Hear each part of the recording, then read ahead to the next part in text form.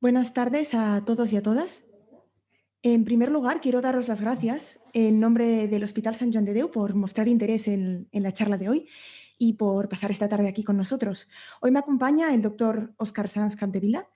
Él es neurofisiólogo clínico y jefe de la unidad de trastornos del sueño de aquí del Hospital Sant Joan de Déu, y hoy os hablará de los principales problemas del sueño en niños y en adolescentes, y también os aportará estrategias y recursos para mejorar la calidad del sueño de vuestros hijos.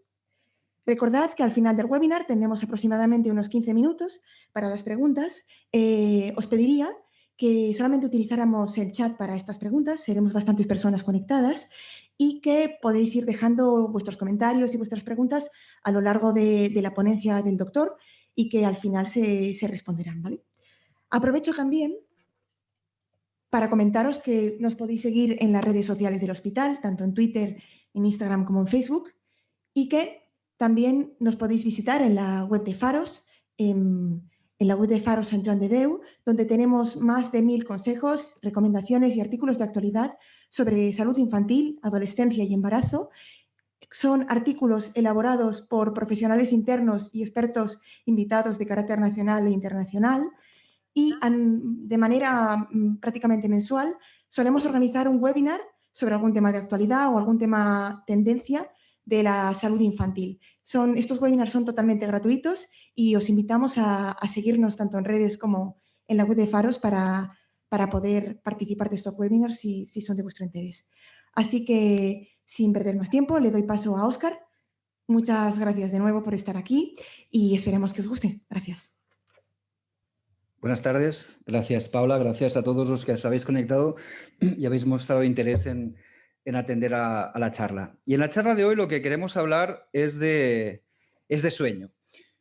Y evidentemente, antes de empezar a hablar de trastornos de sueño y dificultades para conciliar el sueño, debemos hablar de qué es el sueño normal, qué son las rutinas y hábitos y qué pasa si tenemos problemas más allá de las rutinas y los hábitos. Y como os digo, para empezar, decir ¿qué es el sueño? El sueño es un proceso que tiene básicamente unas características que es un sueño. El sueño es un proceso activo, a diferencia de lo que pueda parecer cuando estamos durmiendo, el cerebro está haciendo cosas. Es recurrente porque aparece alrededor de cada 24 horas en lo que se llama un ritmo circadiano y es reversible, es decir, podemos despertar de él. Y está compuesto a nivel cerebral por una red neuronal muy compleja y muy dinámica, y además dentro de la importancia que tiene el sueño es que dentro del proceso del dormir se producen muchos cambios, muchos procesos, especialmente a nivel neuroendocrino, metabólicos y también cardiorrespiratorios. En los años 60, el doctor Rashafen, que fue uno de los padres del sueño, dijo que probablemente si el sueño no tuviera ningún tipo de función y no sirviera para nada, sería probablemente el mayor error de la evolución. A medida que hemos tenido más evidencia, sabemos que el sueño cumple unas funciones y unas funciones que son extremadamente importantes. Por ejemplo, os voy a mencionar tres de las más interesantes. La primera es a nivel neurológico, en la que se sabe que restaura el rendimiento cognitivo. Es decir, todo aquello que aprendemos durante el día depende de que tengamos un buen sueño nocturno para que se pueda almacenar de manera correcta y lo saquemos en el momento que lo necesitemos, aquello que hemos aprendido. Hay una función linfática. Esta palabra tan rara lo que quiere decir básicamente es que es una función de lavado. Es una función de retirar todas aquellas proteínas que se van acumulando a lo largo del día, son proteínas anómalas que quedan acumuladas en el cerebro y que cuando estamos durmiendo se eliminan. Muy importante que se elimine porque en el fondo eso es basura que al cerebro le puede acabar perjudicando. Algo de esto se ha demostrado en pacientes que tienen tendencia a largo plazo, gente que ha dormido, por ejemplo, menos de 5 o 6 horas durante mucho tiempo y que tienen cierta predisposición. En estas personas se ha visto que el hecho de dormir menos de lo que está recomendado y, como os digo, que tienen cierta predisposición a padecer una enfermedad en concreto que se llama el Alzheimer, puesto que al no tener esta función de limpieza, al dormir poco, y al tener esta predisposición genética, el acúmulo de cierta proteína como es el beta-amiloide puede a largo plazo acabar desencadenando un Alzheimer. Por lo tanto, recordad la función esta de detoxificación de todas aquellas cosas, de aquella basura que se acumula durante el día. Y en niños algo también muy importante que es favorecer la plasticidad neuronal, favorecer el crecimiento del cerebro y las conexiones neurológicas. Además, como todos sabéis y como probablemente habéis oído, durante el sueño lento, en el sueño más profundo, se sintetizan una hormona muy importante para los niños y para el crecimiento del organismo, como es la hormona del crecimiento. También, durante esta fase de sueño, para aquellos que no somos niños, es importante porque no hay síntesis de hormona de crecimiento, pero lo que sí que hay es una restauración de todo aquel desgaste físico que se ha producido durante el día. Y algo muy interesante que me parece que en los últimos tiempos se está poniendo muy en boga y que se está demostrando, favorece el sistema inmunitario. Fijaros, cuando dormimos, y dormimos bien en cantidad y en calidad, de noche, nuestro sistema inmunitario trabaja, se activa y por lo tanto nos ofrece una mucha mejor protección de todos aquellos virus, bacterias o agentes dañinos que pueden acabar provocando la enfermedad. Como os digo, el dormir bien es muy importante, pero no porque lo diga yo, porque vengo aquí a vender mi historia y vengo a vender mi libro, no. Se está demostrando que el dormir bien en cantidad y en calidad es importante porque disminuye problemas cardiovasculares, como os digo, mejora la atención, mejora la cognición, mejora el estado de ánimo, mejora el sistema inmunitario y hasta se ha demostrado, y esto es cierto, y no os riáis, que los demás nos ven más guapos.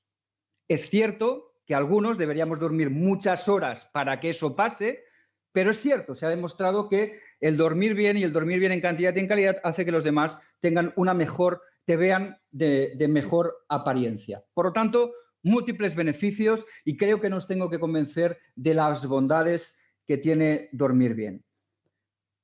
¿Pero por qué dormimos? ¿Cuáles son los mecanismos que hacen que durmamos? Pues bien, fijaros, como os he dicho, tenemos básicamente dos procesos. Uno es el circadiano, es decir, alrededor de las 24 horas se repite este proceso de dormir y de despertar. Este es el proceso circadiano. Pero también existe otro proceso, que es el proceso de carga de sueño. Aquellas noches en las que habéis dormido menos o porque habéis ido a dormir más tarde, al día siguiente, si os tenéis que ir a trabajar a la misma hora que lo hacéis habitualmente y dormís menos horas de las que habitualmente soléis dormir, os encontráis que durante el día evidentemente tenéis sueño y muy probablemente os acabaréis durmiendo por la noche a una hora mucho antes de lo que lo hacéis habitualmente. Eso es lo que se llama la carga de sueño, arrastrar sueño, y este es otro de los motivos por los que podemos dormir. Fijaros, en esta curva, esta es la curva de la alerta, que a medida que avanza el día va subiendo. Tenemos una bajada que es absolutamente fisiológica, que es alrededor de las 3 de la tarde, que coincide con esa bajada de la alerta postpandreal después de comer, que sería lo que correspondería a la famosa siesta, y que, como os digo, es absolutamente fisiológico. Y después de ese momento, la alerta vuelve a subir y van a pasar dos cosas que van a determinar que en cada uno de nosotros iniciemos el sueño. La primera cosa que va a pasar, aproximadamente 2 horas antes que nos durmamos, va a ser que aparezca la síntesis de una neurohormona que probablemente habéis oído hablar mucho de ella y que es la melatonina. La melatonina es esta sustancia que nos va a favorecer el inicio de sueño. Muchas veces dicen que la melatonina es la hormona del sueño. Creo que deberían llamarla la hormona de la oscuridad. ¿Por qué la hormona de la oscuridad? Bien, la melatonina aparece y empieza a aparecer en condiciones de oscuridad o de luz tenue. Por lo tanto, en condiciones de luz tenue y 2 horas antes de que nos durmamos va a empezar a haber esta síntesis de melatonina que va a ser absolutamente fisiológica. Y poquito antes de que nos durmamos, lo que vamos a ver es que hay una bajada de la temperatura central. Es decir, si fuéramos capaces de medir en todo momento la temperatura central de una persona, sabríamos en el momento que está a punto de dormirse, porque en ese mismo momento lo que va a haber es una bajada de la temperatura central. Como os digo, 2 condiciones que deben pasar para dormirnos. Es cierto que no todo es tan sencillo, hay unos puntos que son un poco más complejos. Y fijaros, a nivel central, a nivel del cerebro, tenemos un gran reloj que es el que regula el dormir y el estar despierto. Es el que regula básicamente este ritmo circadiano del dormir y del despertar, que está situado en una zona del cerebro. Y esa zona del cerebro, sobre todo, está conectada a través con el exterior, a través de la retina del ojo, al cual, desde la retina, hay una conexión por unos haces neurológicos, unos cables, digamos, que salen de la retina y que van directamente a este reloj para decirle que con luz vamos a estar despiertos, mientras que con oscuridad vamos a favorecer el inicio del sueño. Es cierto, además, que desde el punto de vista genético, muchos de nosotros podemos ser de dos maneras. Algunos tienen tendencia a ser más búhos, es decir, me activo de noche y si puedo me duermo tarde, de madrugada, y si puedo me levanto tarde. Ese es el perfil del búho, mientras que el perfil contrario sería el del perfil de la alondra. Ya veis que esto va de pájaros. La alondra es ese perfil que de tarde-noche, 10, 11 como mucho, ya me duermo porque ya no valgo para nada, pero luego no me cuesta madrugar. No me cuesta madrugar, me levanto a las 6, a las 7 y funciono muy bien de día. Es ese fenotipo más diurno frente al fenotipo más nocturno del búho. La mayoría de nosotros estamos en un punto intermedio que se llama colibrí. No me preguntéis por qué, ya os digo que el señor que hizo la descripción le deberían gustar mucho los pájaros. El colibrí es ese punto intermedio entre no ser excesivamente búho ni ser excesivamente alondra. Y como os digo, esto es una determinación genética que se puede variar. ¿Y cómo se puede variar? Bueno, ahora hablaremos de ello. Antes os quiero decir que todos los organismos, todos los órganos de nuestro cuerpo tienen otros relojes, relojes que están sincronizados con el que os digo que es el gran reloj. Este es reloj que se llama el reloj del núcleo supraquiasmático. Este reloj lo regula a todos. Y en los últimos tiempos se ha visto que uno de los relojes importantes, digamos, de los periféricos, de los que están situados en nuestras vísceras, es el que está situado a nivel gastrointestinal. Este reloj de aquí ayuda porque parece, y esto lo habéis oído seguramente muchas veces, el segundo cerebro está situado en nuestros intestinos. Es decir, hay una gran cantidad de neuronas que además están conectadas desde el intestino a este gran núcleo, a este gran reloj central y que le ayuda a regular los inputs. ¿De qué manera le ayuda a regular los inputs? Pues bien, por ejemplo, nos puede ayudar mucho si tenemos horarios de comida regulares. Cuanto más regulares sean los horarios de comida, mejor sintonización, mejor regulación habrá entre estos dos relojes y al núcleo central, al que está situado en el cerebro, le será mucho más fácil saber qué hora es precisamente por la hora de la comida. No solo eso, el tomar comidas que sean no muy pesadas de noche, pero que además sean ricas en sustancias que favorecen el sueño, todavía nos van a favorecer mucho más para tener una muy buena sincronización, como os digo, entre este reloj central y el reloj gastrointestinal.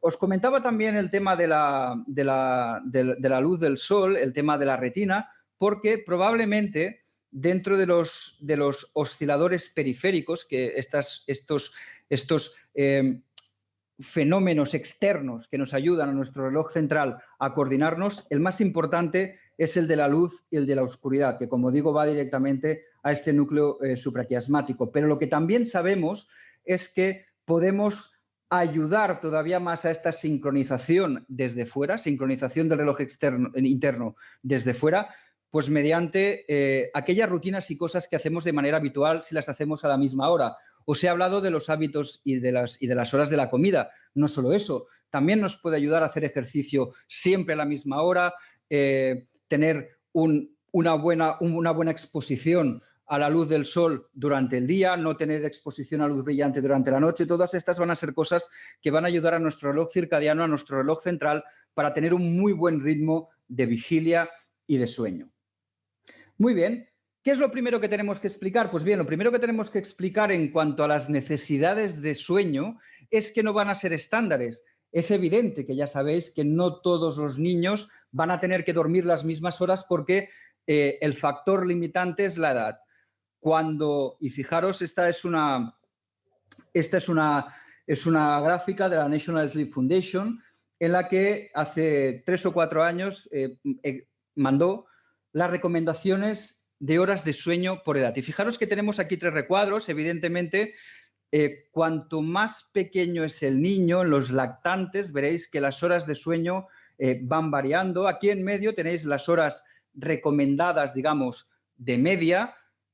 En la parte superior tenéis las horas por encima que están dentro de la normalidad y en la parte inferior tenéis las horas normales, digamos, que están en la zona baja de la normalidad. Y lo primero que podéis ver es que a medida que el niño se va haciendo mayor, las necesidades de sueño van disminuyendo y evidentemente una de las cosas que pasa alrededor de los 3, 4 añitos es que ya no hay necesidad de hacer esa siesta. A partir de los 5 años, sí o sí, un niño que duerme bien de noche no debería necesitar ningún tipo de siesta y debería haber tenido consolidado absolutamente el sueño nocturno. Es importante recalcar que en adolescentes, a pesar de que se vean que ya son muy mayores, fijaros que las recomendaciones están por encima de esas 8 horas que recomendamos en el adulto.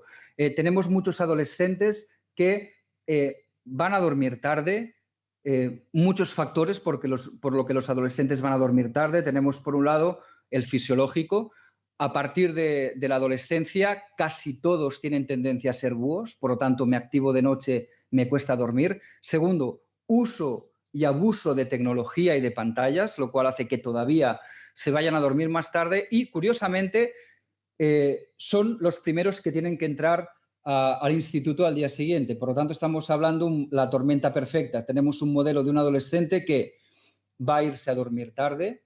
Independientemente de que los padres le manden a dormir a una hora adecuada, este adolescente se va a dormir tarde, va a dormir pocas horas y se va a levantar muy pronto para tener que ir al cole, como os digo, o al instituto. Como os digo, lo que vamos a tener es un modelo perfecto de un chico que va a estar las 2 primeras horas de clase absolutamente dormido, absolutamente groggy, porque su ritmo circadiano todavía no le ha despertado, porque él todavía no está despierto. Y por lo tanto, como os digo, tenemos ese problema de jóvenes, de adolescentes con excesiva somnolencia durante el día simplemente porque están privados de sueño. Y aquí viene otra de las ideas que quiero hacer. Cuando tú hablas con ellos, lo primero que te dicen es, bueno, sí, es verdad, duermo poco, pero el fin de semana recupero el sueño. El fin de semana me voy a dormir, probablemente me puedo dormir a las 2, pero me levanto a las 2, son 12 horas. Mensaje importante, el sueño no se recupera. Todo aquello que dejamos de dormir no lo podremos recuperar en fines de semana muy largos, de muchas horas de sueño. Y lo que va a pasar probablemente es que durante ese fin de semana en el que voy a dormir muchas horas, voy a romper mi ciclo porque paso de lunes a viernes de dormir poco a dormir mucho durante el fin de semana. Resulta que lo que voy a hacer es lo que se llama el jet lag social. Es decir, voy a romper horarios, es como si cojo un avión, me voy a pasar el fin de semana a Nueva York y luego vuelvo. El desfase horario entre las horas de sueño de la semana y el del fin de semana va a empeorar todavía más esa situación. Cuando hablamos de problemas de sueño estamos delante de un puzzle en el que sobre todo lo que habéis oído de manera más frecuente es problemas de rutinas y de hábitos. Y es cierto que las rutinas y los hábitos son parte muy importante de ese rompecabezas, pero no solo son el único factor a tener en cuenta. Tenemos diferentes factores de estas que son pequeñas piezas que van a tener que encajar para poder identificar cuáles son los problemas de un niño, ya sea para iniciar el sueño o ya sea para mantenerlo. Por lo tanto, dejadme que repase rápidamente diferentes problemas. El primero, saber qué ritmo circadiano tiene mi hijo o mi hija. Y no es difícil. Simplemente, como os digo, esto que tenéis aquí es la curva de melatonina. Recordad que os he dicho que, fijaros, estos son horas de la mañana y de la tarde y fijaros cómo la melatonina está ausente en sangre, por lo tanto no está expresada en el cuerpo y de repente en condiciones, esto quiere decir dim light melatonin onset, es decir, inicio de síntesis de melatonina en condiciones de luz tenue. Recordad, melatonina, hormona de la oscuridad. Si tengo estímulo luminoso potente, la melatonina no va a salir. Por lo tanto, en condiciones de luz tenue, 2 horas antes de la hora en la que este paciente se duerme, va a empezar a subir los niveles de melatonina, va a haber un efecto pico y fijaros que nuestro paciente empieza a tener la síntesis de melatonina sobre las 7:30 y a las 9:30 se duerme. Nuestra melatonina endógena, interna, llega a un pico aproximadamente 3, 4:30 de la madrugada y luego se produce la bajada fisiológica porque cuando me levante por la mañana, de nuevo, no quiero ver niveles de melatonina en sangre durante el día. Lo que os decía, recordad, la homeostasis, la carga de sueño. Vamos a jugar un poco con la presión de sueño. Y aquí muchas de las preguntas que nos hacéis, tanto a los pediatras como ya a nivel del experto en la unidad de sueño, nos preguntáis, ¿y mi niño duerme suficiente? ¿Son suficientes las horas de sueño que tiene? Pues bien, ya os he dicho que el sueño va variando, las necesidades de sueño van variando a medida que el niño se va haciendo más mayor. Al principio, probablemente en las primeras semanas de vida, lo que tenemos es un lactante que va a dormir tanto de día como de noche, va a dormir 16, 17 horas seguidas y no va a haber una gran diferenciación entre lo que es el sueño nocturno del sueño diurno.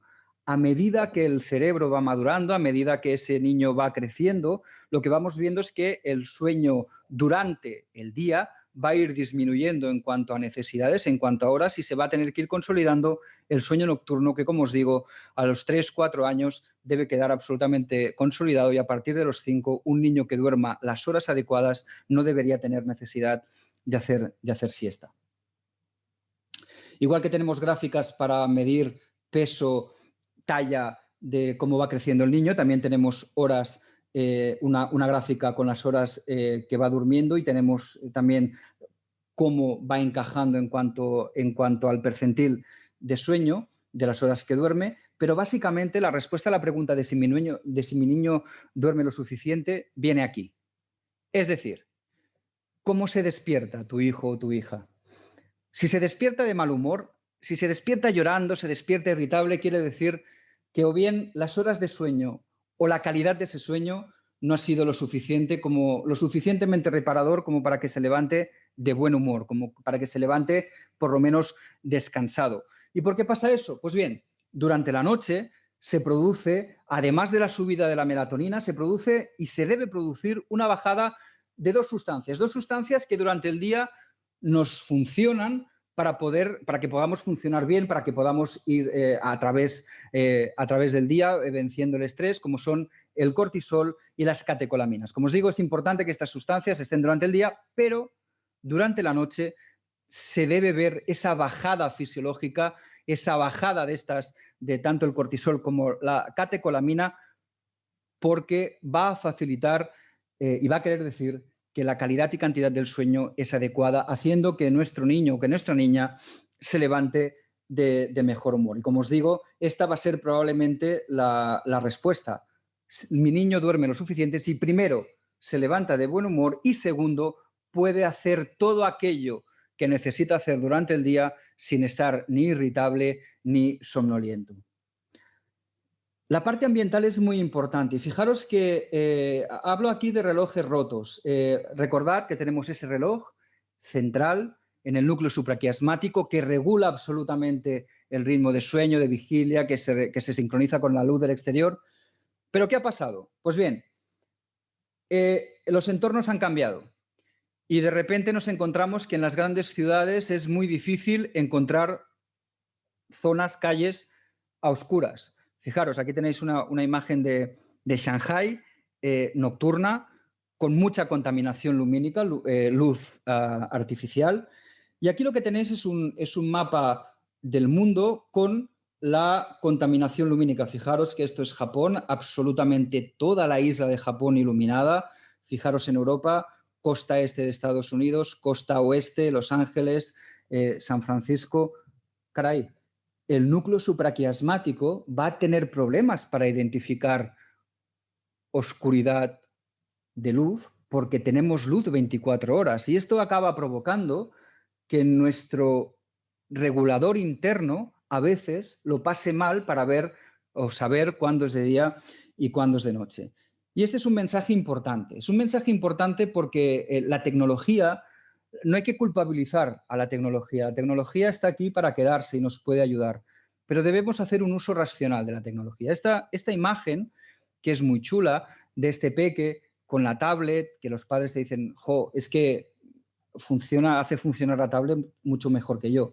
Y está fantástico, pero recordad que la luz potente, esta luz del espectro azul, azul-blanco, que tienen las tablets y que tienen los móviles, acaba entrando directamente por los ojos y acaba yendo a ese reloj que os he dicho que en condiciones de luz potente lo que va a hacer es decirle a la melatonina que no salga. Y especialmente los niños son muy sensibles a esta luz azul, de tal manera que cuando tenemos un estímulo tan potente de esta luz azul-blanca de tarde-noche, vamos a inhibir la secreción de melatonina en un 88%. A los adultos también nos pasa, pero esta inhibición es un poco menor, es alrededor del 70 y algo, 70 y largo por ciento. Pero fijaros, poniendo la tablet de tarde-noche, poniendo el móvil de tarde-noche tan cerca de nuestros peques, o incluso de nosotros, pero hablando más de los peques, vamos a tener que se va a inhibir la secreción de melatonina y por lo tanto vamos a tener que el niño va a tener dificultades en conciliar el sueño porque esa melatonina que debería haber salido no lo hace porque el cerebro le dice que todavía es de día y va a tener que esperar mucho más tiempo en que se sintetice de manera regular para poder empezar el proceso del sueño. Y ahora sí, vamos a hablar del factor un poco educativo, de los hábitos de vida saludable y de las rutinas. Fijaros en este vídeo. Tenemos aquí a un peque que está dormido. Fijaros que cuando le quitan el estímulo del agua, fijaros qué es lo que hace. Vuelve a poner el agua. Otra vez pasará lo mismo, se vuelve a dormir. De nuevo, lo que van a hacer es quitar el estímulo del agua, le cierran el grifo. Bien, esto que es tan divertido, que es un vídeo muy chulo, muy gracioso, es lo que muchos de vosotros hacéis todas las noches con vuestros hijos o vuestras hijas. No poniéndolo, evidentemente, en el fregadero con el agua, pero sí durmiéndolos con el bibi, durmiéndolos al pecho, durmiéndolos meciéndolos y paseándolos. Por lo tanto, el mensaje aquí es que hay que intentar no hacer esto que hacéis. No estoy diciendo que no lo hagáis, pero la línea roja debe ser el intentar evitar que se duerma con algo a lo que asociarlo, ya sea el biberón, ya sea el pecho, ya sea el paseo, ya sea al mecerlo, ya sea el movimiento, porque cada vez que se despierte de noche os va a reclamar volverse a dormir de la misma manera que lo ha hecho. Por lo tanto, repito, no digo que no podéis hacer estas cosas, las podemos hacer, podemos darle el pecho, podemos darle el bibi, podemos mecerlo para tranquilizarlo, no está prohibido, pero la línea roja está en que deberemos evitar que se nos duerma haciendo estos procesos, porque lo que vamos a hacer sin quererlo es que el niño asocie este proceso, el que sea, al dormir. ¿Y cómo lo hacemos? Pues bien, fijaros, lamentablemente todavía no hemos encontrado el botón para desactivarlos. No hemos encontrado el botón en que on-off y mientras no lo encontremos es muy interesante hacer una serie de rutinas, de hábitos, de procesos que sean siempre a la misma hora, lo más cuadriculados posibles en este sentido, porque es lo que se ha demostrado que mejor funciona. Y podemos hacer dos tipos de intervención. Una primera intervención que sirve para desactivar. Esa primera intervención la podemos hacer fuera del dormitorio. No pasa nada hacerla fuera. Tiene que ser algo tranquilo. No vamos a empezar... no me vale eso de que es que no veo al niño nunca y cuando llego a casa es tarde y tengo ganas de jugar con él. Lo entiendo, pero no es el momento de activar al niño. Es el momento para empezar a prepararle para que se vaya a dormir. Y eso no quiere decir que no puedas tener contacto con tu hijo o con tu hija, sino que simplemente vamos a cambiar la manera como interactuamos. Y lo mejor es hacerlo de esta manera, es intentar desactivar. Lo que vamos a hacer es recordar aquellas dos cosas que os he dicho.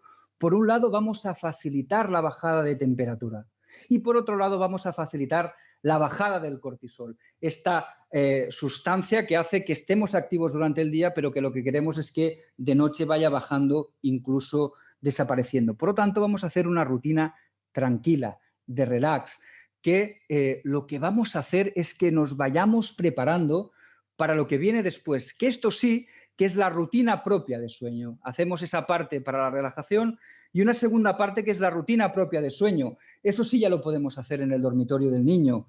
El objetivo es que el que sea todo rutinario, que hagamos siempre lo mismo, lo que vamos a reducir es la incertidumbre, es lo miedo a lo que va a pasar. Y por lo tanto es muy importante que siempre hagamos lo mismo. Como os decía, vamos a abrir la puerta al sueño. Es importante que si podemos vamos a intentar no dormirlos, pero sí abrir la puerta al sueño, que se sientan acompañados, que se sientan tranquilos. Vamos a ver qué situaciones les favorecen que estén más relajados y más calmados y qué situaciones les estimulan para intentar evitar estas situaciones que las estimulan. Y sobre todo vamos a poner un tiempo de duración. Al igual que en la primera parte quizá podemos ser un poco más laxos en cuanto al tiempo para empezar a relajar y poner las condiciones para llevar al niño o a la niña al dormitorio para empezar este proceso que sería la rutina propia de sueño. Aquí sí que vamos a poner un tiempo entre 30 y 40 minutos y no pasa absolutamente nada. Si vamos a tener estímulo lumínico de algún tipo, vamos a potenciar las luces cálidas. Luces, por ejemplo, naranjas o con un cierto color rojizo, porque estas luces, al igual que os decía que las luces blancas, azules, van a inhibir la secreción de melatonina, van a decirle al cerebro que es de día, estas luces rojizas, anaranjadas, muy parecidas a las de la puesta de sol, nos van a recordar y le van a recordar al cerebro que ya es de tarde-noche y esto va a facilitar muy mucho la síntesis de melatonina. Por lo tanto, vamos a hacerlo, como os digo, en el dormitorio con esa relación de luces cálidas y el tiempo que sea más o menos 30 o 40 minutos para que haya un buen relax. Intentemos que no se acabe de dormir del todo porque esto va a facilitar y va a facilitarnos mucho más que ese inicio de sueño sea un poco más autónomo de lo que lo sería si nos quedamos hasta que se duerma. Y os cuento todo esto porque la evidencia nos dice que aquellas familias que tienen unas rutinas de sueño que son exactamente iguales en duración de lunes a domingo, ya sean niños preescolares o escolares, cuando miramos cómo duermen, lo que vemos es que, a mayor rutinas de sueño, estos son padres que todas las noches hacen exactamente lo mismo, comparado con padres, fijaros, 5 o 6 noches, que no está nada mal, o 3, 4, o con padres que no tienen ningún tipo de rutina, se ha demostrado, como os digo, que tener rutinas de sueño 7 días a la semana haciendo lo mismo, el número de despertares y la duración de los despertares es significativamente menor comparándolo con los otros padres o las otras familias que no tienen tan bien puestas esas rutinas de sueño. Por lo tanto, invertir tiempo en crear la rutina, en ver cómo lo hago, cómo lo hacemos, intentar hacerlo siempre a la misma hora, siempre de la misma manera, nos va a ayudar en el medio y evidentemente en el largo plazo a que nuestro hijo o hija se despierte mucho menos y que la duración de los despertares sea mucho menor. Y voy a seguir insistiendo en la importancia de los hábitos y de los horarios. ¿Por qué? Porque cada vez tenemos más evidencia que exposición a la luz brillante antes del amanecer o, como os decía, antes del anochecer, ya sea artificial o no, especialmente, recordad, tablets y teléfonos móviles, o incluso el desorden en el horario de comida. Recordad el picoteo nocturno, las cenas tardías, aquello de que he cenado a una hora, pero antes de irme a dormir voy a la nevera a ver qué pillo. Esto, desde nuestro punto de vista de ritmo circadiano, recordad aquellas neuronas que están en el intestino que se benefician de las rutinas, de que las horas de comida sean siempre a la misma hora.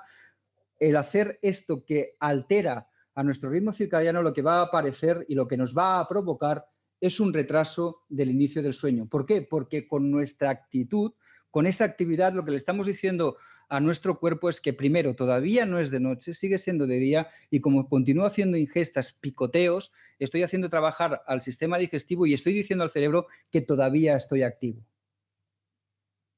Muy bien. ¿Y cómo tratamos estas dificultades para iniciar o para mantener el sueño? Pues bien, vuelvo a insistir, tenemos diferentes tipos de tratamiento. El que, por favor, no vamos a probar ninguno de estos dos, no vamos a probar ni melatonina ni estímulo lumínico si antes no tenemos unas buenas rutinas y hábitos de sueño. Y sigo insistiendo, ya sé que me estoy repitiendo mucho, pero quiero que el mensaje se acabe entendiendo. La regularidad de los horarios en las rutinas de sueño no quiere decir solo que pongo al niño a dormir a la misma hora. No, las rutinas de sueño tienen que ver con las 24 horas del día. ¿Por qué? Porque sabemos que como mejor pase el día, mejor voy a dormir, y al revés. Evidentemente, como mejor duerma, mejor pasaré el día. Y por lo tanto, cuando hablamos de rutinas y hábitos, estamos diciendo que vamos a poner al niño a dormir a la misma hora, vamos a hacer que se despierte a la misma hora, independientemente de cómo haya sido esa noche.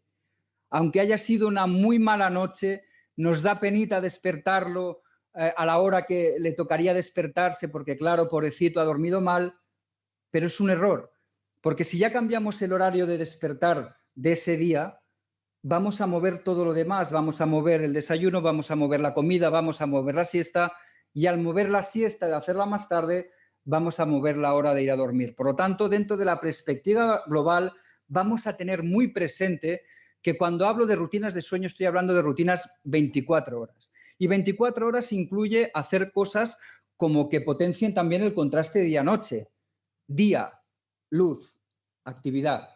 Noche, oscuridad, sueño. Tiene que haber una sincronización de todos nuestros ritmos. Y como os decía, la luz la vamos a querer, esa luz potente, la luz brillante, la vamos a querer de mañana, no la vamos a querer de noche. Fijaros, incluso en recién nacidos sanos, cuando se van a casa, ese ritmo biológico está ya funcionando. Uno de los errores habituales que cometemos cuando llegamos a casa con nuestro recién nacido es hacer esto, es, aunque sea de día, lo pongo a dormir y lo pongo a dormir en condiciones de absoluta oscuridad. No, desde el primer día vamos a intentar hacer lo contrario. Vamos a intentar sincronizar a nuestro recién nacido con el ritmo exterior. ¿Cómo? Muy sencillo, potenciando los ritmos. Día, actividad, luz, noche, oscuridad, sueño. Dos palabras sobre la melatonina. Seguramente muchos de vosotros habéis oído hablar de melatonina, algunos de vuestros hijos están tomando melatonina, y es importante saber qué es la melatonina y para qué sirve. He empezado la charla hablando ya de la melatonina porque resulta que es una neurohormona que todos tenemos, una neurohormona que se sintetiza en condiciones de oscuridad y que sirve para abrir la puerta al inicio de sueño. ¿Qué es lo que hacemos? ¿Qué funciones tiene? Pues bien, tiene una función hipnótica. ¿Qué quiere decir? Que favorece el sueño. Pero la función más importante de la melatonina no es la función hipnótica. La función más importante de la melatonina es la de cronorregulación. ¿Qué quiere decir esto? Que regula nuestro ritmo circadiano. Es una señal que daremos si la administramos de manera exógena o cuando se sale de manera interna, de manera natural. Es la señal que da nuestro reloj, ese gran reloj que lo regula todo, para decir que es hora de dormir. Cuando damos la melatonina de manera exógena, cuando la damos bien en gotas o bien en pastillas, tenemos dos tipos de melatonina. Una que es de liberación rápida. Esto quiere decir que en 30-60 minutos alcanza niveles importantes y que a las 4 horas probablemente desaparece del sistema. Por eso es importante explicaros que la melatonina no os va a servir en los despertares nocturnos. La melatonina va a servir para facilitar el inicio de sueño. Muy probablemente, si el niño se despierta de noche, la melatonina no va a ser eficaz. Y esto no quiere decir que la melatonina no sirva. Simplemente quiere decir que la melatonina no la hemos dado para aquello que queríamos solucionar. Es una tendencia a decir, bueno, hay un fallo de expectativas, pero el fallo de expectativas existe porque debemos saber para qué nos sirve la melatonina, que es para iniciar y acortar el inicio de sueño. Tenemos una segunda melatonina que probablemente sí que nos puede servir en estos despertares por la noche. Es una melatonina de liberación prolongada. ¿Qué quiere decir esto? Pues que tiene un doble efecto. Cuando la damos, tiene un efecto pico que nos facilita el inicio de sueño y después va a haber una liberación lenta y gradual desde el estómago que va a cubrir un poco más de la noche, va a cubrir parte de la noche y va a hacer, o la teoría nos diría que nos ayudaría en que no hiciéramos ese despertar que vemos de noche. ¿Cuál es el problema? Pues bien, que esta melatonina, como es una melatonina de liberación retardada, el problema que tiene es que es una pastilla y se debe tragar. Y muchos de los peques no tragan pastillas y entonces parece que no podemos usar esa melatonina de liberación retardada o de liberación prolongada para evitar ese despertar nocturno. Y aquí es cuando os quiero hablar del triptófano. El triptófano es un aminoácido esencial. ¿Qué quiere decir? Esto es una sustancia que se adquiere por la dieta. Y esta sustancia que se adquiere por la dieta, la leche, los huevos, el pavo, plátano, tienen triptófano. Pues bien, el triptófano, cuando entra en el organismo, básicamente tiene muchísimas funciones, pero sobre todo quiero que recordéis estas dos. Va a hacer una interacción, va a ser una sustancia que se llama cofactor, es decir, se necesita triptófano para segregar una sustancia que se llama serotonina. Y la serotonina seguramente os sonará porque es un neurotransmisor, es una sustancia que nos regula el estado de ánimo y también hace que funcionemos y nos ayuda a funcionar bien durante el día. La gracia de la serotonina es que a medida que se va degradando, acaba dando melatonina y por lo tanto el triptófano es esta sustancia, no voy a decir mágica, pero es una sustancia interesante que nos ayuda, por un lado, de mañana a regular ese estado de ánimo y nos ayuda a funcionar durante el día y a medida que hay degradación nos va a ayudar en el sueño nocturno, puesto que va a ir al sistema de la melatonina. Y tenemos evidencia, este es un artículo japonés en el que se dice que tomar triptófano de mañana con estímulo lumínico y además en condiciones de ejercicio físico va a favorecer, primero, que funcionemos mejor durante el día y que de noche nos va a favorecer la bajada de temperatura y la subida de niveles de melatonina durante la noche. Por lo tanto, va a hacer ese doble efecto que es tan interesante. Y probablemente en aquellas melatoninas que contienen triptófano, el triptófano va a favorecer una liberación prolongada de la melatonina. Es decir, aquel problema que os decía que podía haber en niños pequeños que no tragan pastillas en el uso de la melatonina de liberación prolongada, una melatonina asociada a triptófano nos puede hacer ese efecto de que la melatonina hace el efecto de dormir y que el triptófano luego nos dará ese aumento de horas de liberación prolongada que podría hacer que nos ayudara también en los despertares de noche, como os digo, de peques que pueden tener despertares precoces y no tantos problemas para conciliar el sueño. Con esta parte hemos cubierto un 80% de los problemas de sueño de los niños. El 80% es un problema de rutinas, de hábitos, que simplemente poniéndolo bien, sentándonos, estirando y sobre todo apretando un poco las clavijas en cuanto a rutinas, hábitos, en cuanto a estímulos, podemos solucionar el problema de sueño del niño. ¿Qué pasa con el 20% restante? Pues bien, en el 20% restante tenemos que plantearnos que puede haber algo que esté provocando problemas en cuanto a la calidad del sueño de nuestros niños.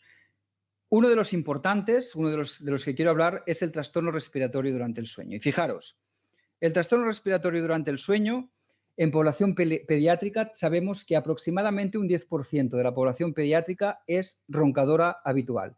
¿Qué quiere decir ser roncadora habitual? Roncadora habitual quiere decir que ronco, no respiro fuerte, ronco, porque siempre que pregunto si el niño ronca, las madres me dicen, el niño respira fuerte, el que ronca es mi marido. Muy feo, chivatos. Pero tenemos un problema. Quiere decir que no identificamos el ronquido nocturno. El respirar fuerte, ese ronquido nocturno, tiene que aparecer especialmente en ausencia de cuadros respiratorios de vías altas. Es decir, ronco si no hay mocos en vía alta. Ese roncador habitual es niño que va a roncar, respirar fuerte durante 3 o más noches en un periodo de 3 semanas o más. Eso es un 10% de la población infantil. Es importante saber y tenerlos identificados porque de ese 10%, entre un 2 y un 4% van a acabar haciendo apnea de sueño.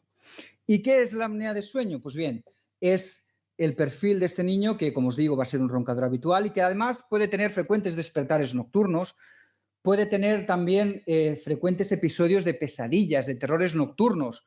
Si eso pasa en contexto de ronquido, hay que descartar apnea de sueño. No solo eso, si además vosotros habéis objetivado que el niño hace pausas respiratorias, es evidente que puede haber un problema. Si además es un niño al que lleváis de manera habitual al pediatra porque tiene problemas de otitis, amigdalitis, de frecuentes cuadros de vías altas, todo esto nos está diciendo que puede haber que los carnots y las amígdalas aquí, los carnots detrás de la nariz estén grandes y por lo tanto el primer signo es el ronquido habitual. Como os digo, ronquido habitual en condiciones de un niño que se despierta muchas veces, que no acaba de descansar bien, vamos a descartar la apnea de sueño. Y otra muy frecuente son las parasomnias. ¿Qué son las parasomnias? Pues bien, las parasomnias son fenómenos que pasan durante el sueño. Y es importante explicar primero un poco cómo es la arquitectura de sueño. La arquitectura de sueño quiere decir que cuando empezamos a dormir, desde el punto de vista neurofisiológico, lo dividimos de 2 maneras. El sueño no REM y el sueño REM. En el sueño no REM lo que hacemos es descansar de todas aquellas cosas que han pasado durante el día. Es un descanso para una restauración del cuerpo y del cerebro. Y en el sueño REM es el periodo de sueño en el que, además de soñar, lo que hacemos es consolidar aquellas cosas que hemos aprendido durante el día. Pues bien, la manera que tiene de aparecer estos periodos es la siguiente. Primero tenéis aquí sueño no REM, esto en rojo es REM. A esta combinación de no REM y REM se le llama un ciclo de sueño y los ciclos de sueño se van repitiendo. Vamos haciendo no REM REM, otro ciclo de sueño, no REM REM, otro ciclo de sueño, no REM REM, otro ciclo de sueño. Pues bien, en la primera parte de la noche tenemos más sueño no REM que REM y en la segunda parte de la noche tenemos más sueño REM que no REM. Y aunque esto parezca un poco complejo, nos permite ver qué tipo de problema tenemos. Cuando tenemos episodios que aparecen en la primera parte de la noche, a las pocas horas de haber empezado a dormir, tanto el niño como la niña, probablemente estamos ante lo que se llama trastorno del despertar, también llamadas parasomnias o terrores nocturnos, sonambulismo o despertar confusional. Primera parte de la noche. Segunda parte de la noche, lo que vamos a ver, recordad, más sueño REM, en el que soñamos y en el que probablemente veremos más pesadillas. Fijaros, es importante decir que dentro de todos estos problemas de trastornos del despertar, de todas estas parasomnias, lo primero que hay que decir es que son parte del desarrollo normal del niño. Es decir, que si son esporádicos, que aparecen muy de vez en cuando, no le vamos a prestar más atención. ¿Por qué? Porque a medida que el niño se va a ir haciendo, o la niña se va a ir haciendo mayor, van a ir bajando la prevalencia de los episodios. Por lo tanto, si es muy esporádico, no se considera un trastorno de sueño. Parte del desarrollo normal del niño. ¿Qué puede pasar? Pueden ser desencadenados, lo más frecuente, por fatiga, porque duermo menos horas de las que me toca, porque estoy privado de sueño, porque a lo mejor tengo algún proceso que me pone muy nervioso o muy nerviosa, ya sea la noche de Reyes o ya sea que tengo que ir a hacer un examen, cualquier cosa que me pueda alterar un poco más. A veces pueden ser estímulos externos, algún ruido. Estímulos internos, a veces son las ganas de ir a hacer pipí, de ir al baño, que hace que no me despierte del todo de manera consciente y desencadene, pues a lo mejor en un episodio de sonambulismo. O incluso cuando están enfermos, cuando los peques están enfermos, es mucho más probable que hagan alguno de estos episodios. Cuando se producen en la primera parte de la noche, en la fase muy profunda de sueño, y como os digo, lo que hay que hacer básicamente son de 3 tipos. El terror nocturno, en que el niño o la niña va a estar, ahora os mostraré un ejemplo, ojos abiertos, llanto, a veces pueden estar los ojos cerrados, pero por lo general son ojos abiertos, te están mirando pero no te ven, llanto, gritos, taquicardia, mucha descarga parasimpática, parece que les está pasando algo, por eso se llama terror nocturno, porque parece que algo les está pasando. Generalmente no recuerdan el episodio, pueden durar de minutos hasta incluso media hora, por lo tanto, lo que no haremos nunca es interactuar con el niño, no preguntar ¿y qué te pasa? ¿Y qué te pasa? Y encender luces, porque lo que vamos a hacer de manera indirecta es alargar el episodio y, como os digo, es muy frecuente que pasen en esta primera parte de la noche. Lo que tenemos que hacer, pues, evidentemente, ver qué es lo que está haciendo la niña o el niño, intentar proteger que no se haga daño, proteger esquinas, quitar objetos que puedan dañar y simplemente, como os digo, no interactuar mucho con él, abrazarle y darle besitos hasta que se pase. Fijaros.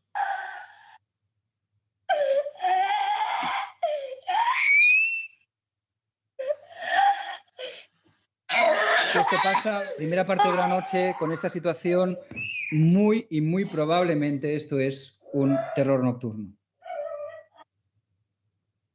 Y aquí tenemos otro ejemplo. Este es el ejemplo del sonambulismo. Este es un niño que está en el laboratorio de sueño, le están haciendo un estudio polisomnográfico y fijaros que en un punto ha decidido que ya tiene bastante, se está semi-incorporando, está absolutamente dormido, pero fijaros que la actitud es de que, bueno, esto ya está acabado, voy a ver por dónde salgo y me voy a mi casa. Evidentemente, si esto siguiera, aquí ya entró el técnico y le recondujo a la cama, lo que podéis encontrar es que vuestra hija o vuestro hijo se están paseando por la casa absolutamente dormidos. Lo mejor que podéis hacer en esta situación es cogerle de la manita y acompañarlo hasta la habitación. Muy bien. Como os digo, ¿cuándo vamos a considerar que estamos ante un problema? Pues bien, si son muy frecuentes, y si son muy frecuentes, con esta frecuencia, 3 o más noches por semana, lo primero que haremos es mirar que las horas de sueño sean las adecuadas. Vamos a asegurarnos que el niño duerma o la niña duerma las horas que le toque. Descartar que no haya ronquido, descartar que no se mueva excesivamente durante el sueño. Si todo eso está descartado, vamos a mirar los niveles de reservas de hierro, la ferritina por debajo de 50, a pesar de que son valores absolutamente normales.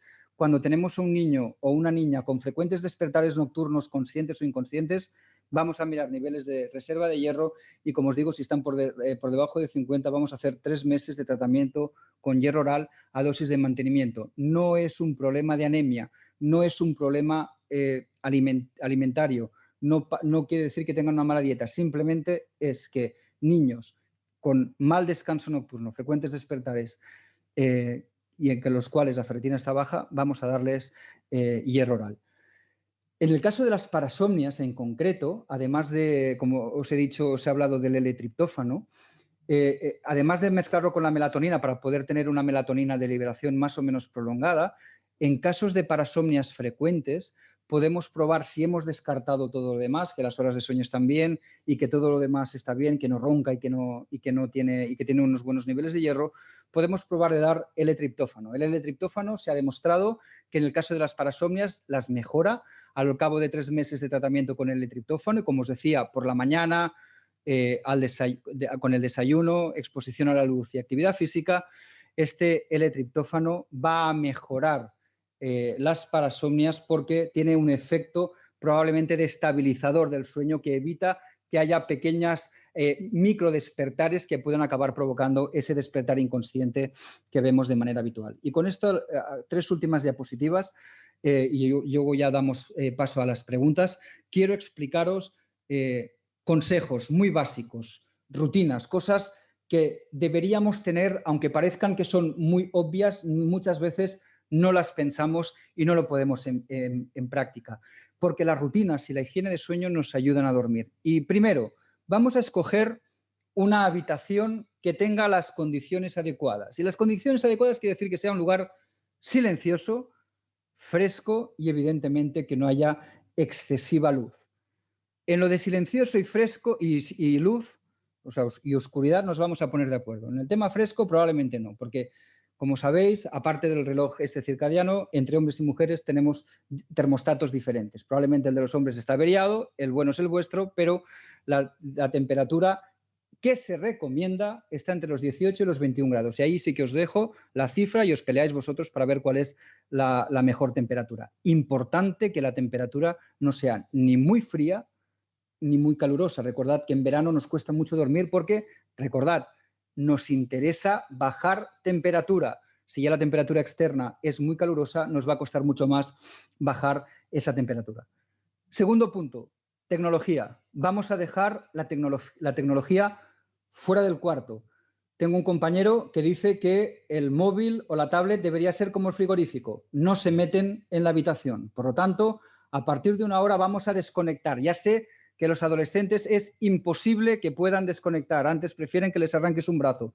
Vamos a probarlo. Es posible. Por lo tanto, vamos a dejar la tecnología fuera del cuarto. Algo muy tonto como es el colchón o la almohada, la dureza del colchón debe ser la adecuada, no tiene que ser ni muy rígido ni muy blando, al igual que la almohada, debe ser una almohada que nos mantenga una posición natural de la columna.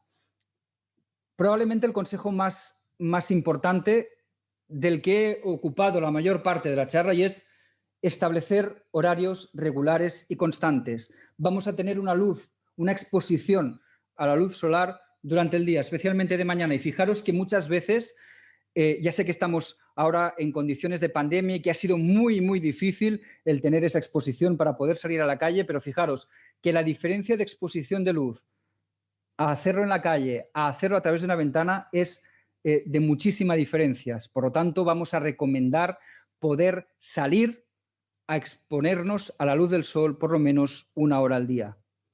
Evitar siestas largas. Muy importante el jugar con la presión de sueño. Si yo, adolescentes que se van a dormir tarde porque tienen ese retraso de fase, esa tendencia a dormirse tarde, son búhos, se levantan pronto para ir al cole, llegan a casa, ni comen y duermen siesta. Error. La siesta larga va a provocar que de noche no tengan sueño. Por lo tanto, si no podemos evitar hacer la siesta, vamos a hacer una siesta corta. Vamos a evitar bebidas estimulantes y energéticas por la tarde que nos van a poner en condiciones de excitación. Algo que nos puede ayudar mucho si tenemos dificultades para conciliar el sueño es una ducha de agua tibia. ¿Por qué? Recordad, debemos perder temperatura. Una ducha de agua tibia, templada, 1 hora antes de irnos a dormir va a favorecer que nuestro cuerpo empiece con los mecanismos a bajar esa temperatura y, por lo tanto, a iniciar el sueño mucho mejor.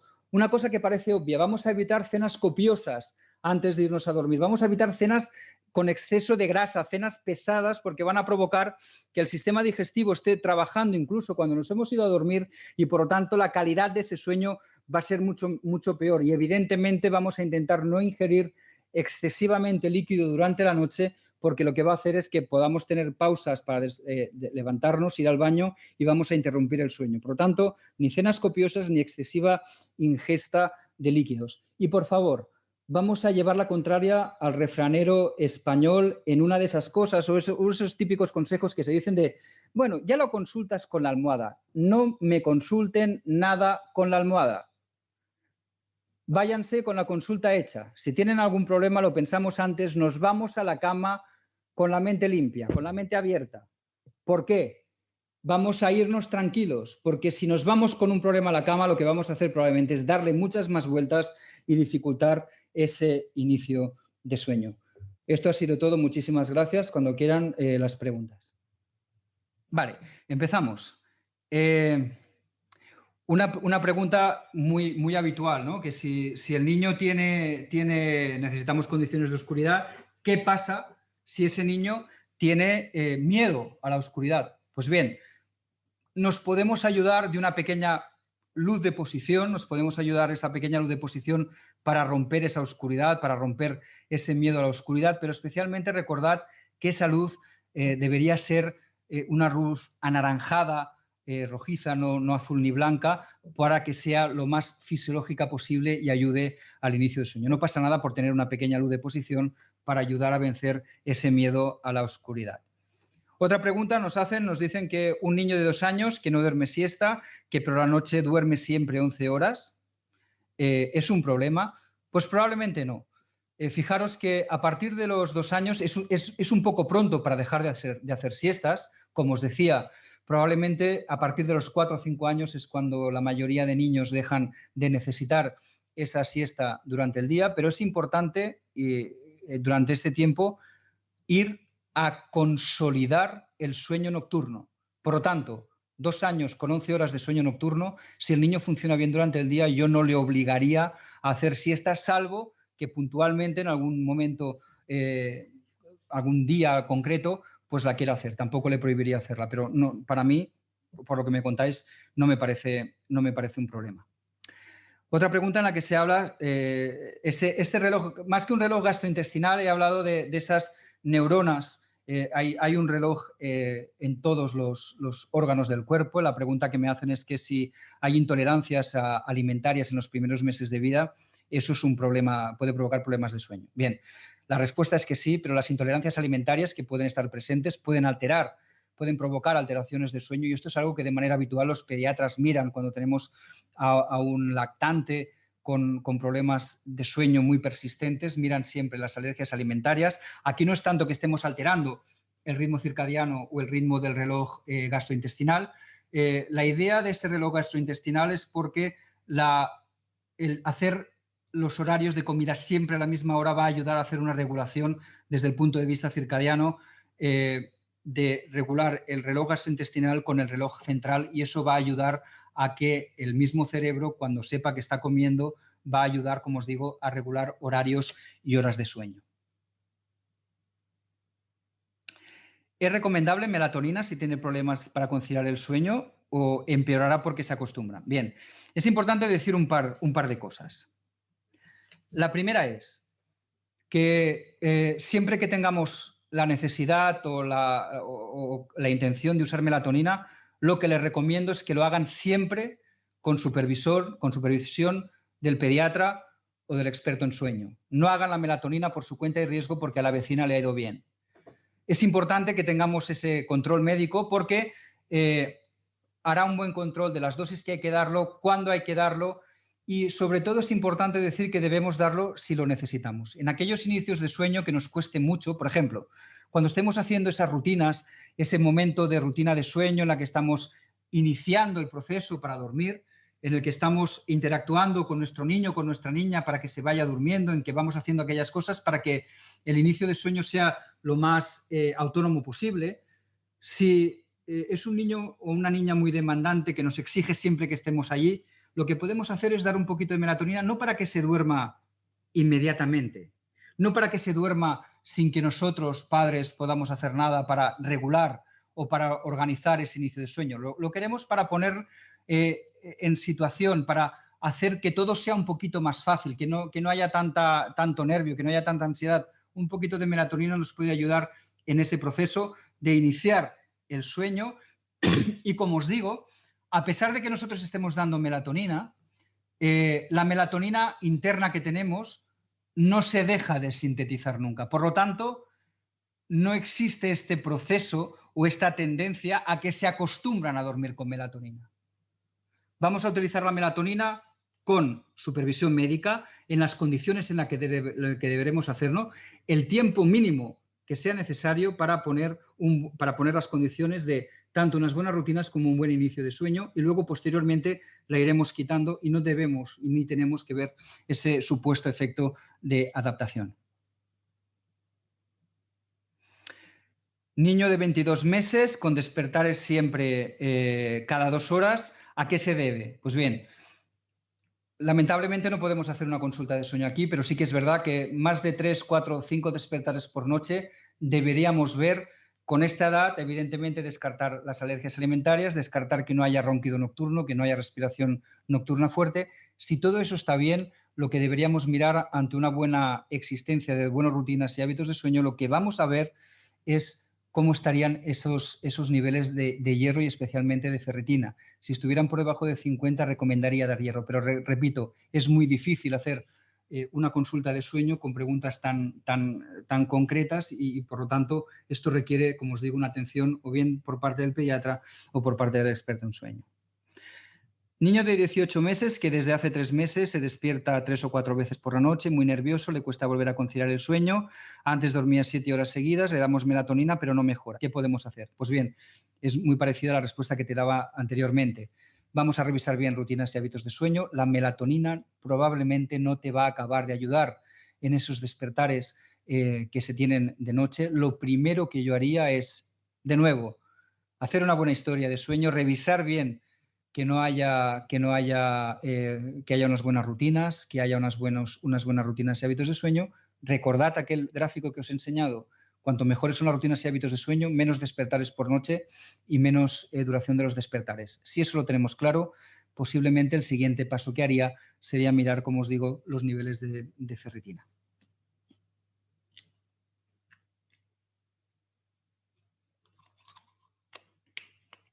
Vale.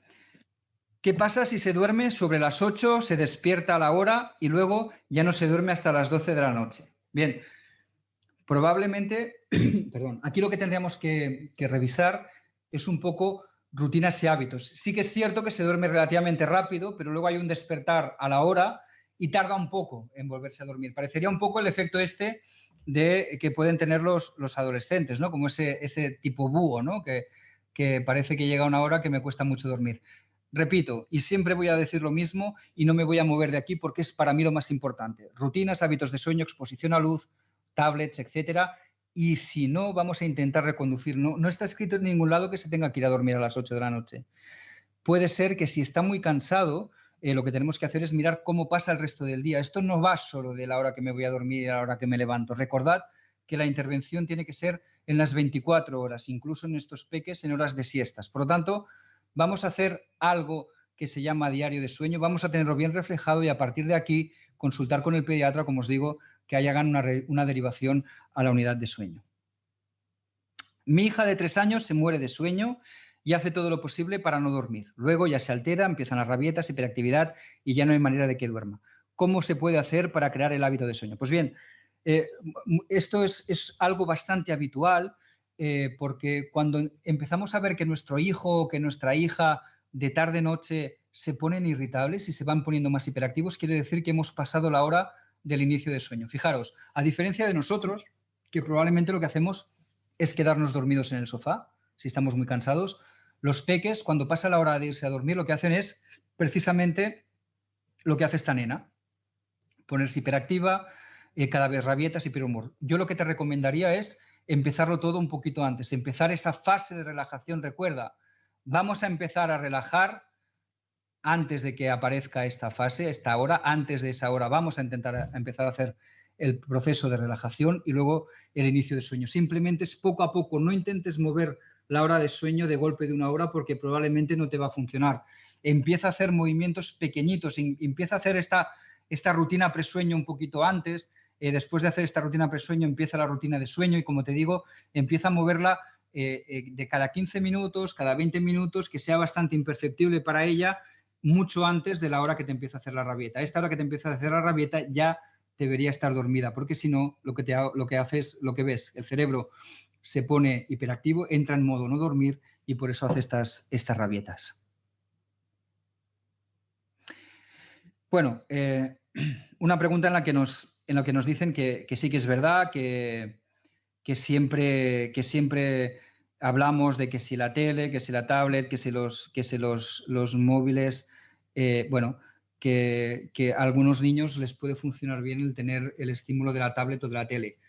Es cierto, puede ser que funcione, pero yo lo que te recomiendo es que si eso le relaja y le pone en situación para poderse dormir, fantástico, pero por lo menos vamos a hacer una cosa, que es en el caso de que no haya otra manera para poderlo relajar y poderlo tranquilizar, lo que sí te recomendaría es que en la tablet busquemos la función de modo lectura o la función del night shift, dependiendo del sistema operativo de la tablet, y activarlo. Activarlo quiere decir que de repente la luz de la tablet, no bajamos el contraste ni la intensidad de la luz, sino que simplemente cambiamos el color. Se van a potenciar las luces anaranjadas, cálidas, al activar este sistema y que por lo menos lo que esté viendo, el estímulo que esté viendo, no sea esa luz azul o blanca que directamente le va a evitar que se duerma a la hora que queremos. Nos preguntan si se puede dar melamil a un bebé de 8 meses si es muy nervioso. Yo, antes de empezar cualquier tipo de medicación, os recomendaría hacer una buena visita o bien, ya os digo, con el pediatra o directamente con el experto en sueño para poder hacer una buena historia. Antes de empezar medicación, nunca vamos a dar melatonina ni ningún otro tipo de medicación como primera opción, ni única, porque probablemente nos vamos a estrellar. Antes de empezar la melatonina, que no digo que no se pueda hacer, pero vamos a hacerlo con una buena historia detrás y teniendo claro qué es lo que queremos tratar. Coincido, nos dice uno de las madres o de los padres, que las rutinas y los hábitos son importantes, no recurrir a sustancias, tenemos socialmente a querer la solución rápida y la pastilla mágica. Es exactamente lo que he dicho.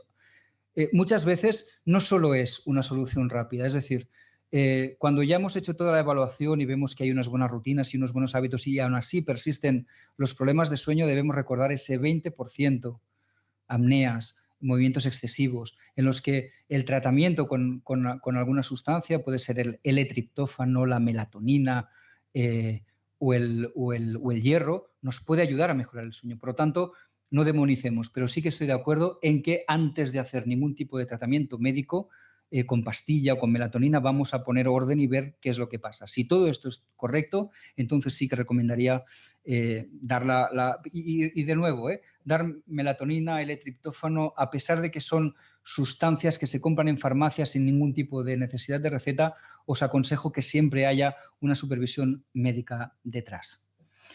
¿Puedes bajar un poco, por favor, para ver la pregunta? Gracias. Hijo de 11 meses que está acostumbrado a dormirse en el pecho. He intentado dormirlo en la cuna, tranquilizarlo, hacer rutina, se pone nervioso y llora hasta que vomita. ¿Cómo hacemos para pasar de lo que está acostumbrado a quitarlo e intentar que no necesite eso a lo que está habituado? Pues bien, simplemente vamos a ir haciéndolo poco a poco. Lo vamos a hacer sin llantos, sin nerviosismos, porque si vosotros os ponéis nerviosos, lo que va a pasar es que el niño, esa ansiedad, ese nerviosismo se va a transmitir al niño y va a ser mucho más difícil. Como os digo, importante, vamos a calmarlo. Si cambiamos las condiciones en las que lo estamos durmiendo y resulta que no le gusta, es normal que se queje y por lo tanto vamos a hacer lo que sea necesario para tranquilizarle. La línea roja está en que no vamos a permitir que se nos duerma ni en brazos, ni con el bibi, ni al pecho, y vamos a seguir probando, el irlo dejando poco a poco, pero estando ahí, atendiéndolo, no dejándolo solo. Vamos a hacerlo poco a poco, con un poco de paciencia y ya os digo, de manera regular al final vamos a ir consiguiendo que vaya durmiendo de una manera diferente a la que está acostumbrado. Y otra pregunta, cuando la conciliación de sueño no es buena y afecta a la calidad de este, es decir, cuando hay despertares nocturnos, pues como os he dicho, ¿no? Vamos a revisar lo de siempre, rutinas y hábitos, voy a ser muy pesado, vais a salir de aquí sabiendo lo mismo que sé yo de cómo iniciar un tratamiento de sueño, rutinas y hábitos muy, muy, muy importante. Y a partir de aquí, si esto está puesto bien y funciona y persisten los problemas, recordad ese 20% de problemas de sueño que pueden afectar a la calidad. Pues muy bien, esto ha sido todo. Muchísimas gracias por habernos dejado hablar de sueño. Muchísimas gracias por compartir vuestro sueño y gracias por conectarnos. Perfecto, pues nada, muchas gracias. Como decía Óscar, recordaros que nos podéis seguir en las redes sociales del hospital. También os animo a consultar la web de Faros, donde encontraréis consejos sobre trastornos del sueño, problemas del sueño y otros consejos de salud. Y por último, agradecer a Curasana, que ha colaborado en la organización de este webinar. Gracias.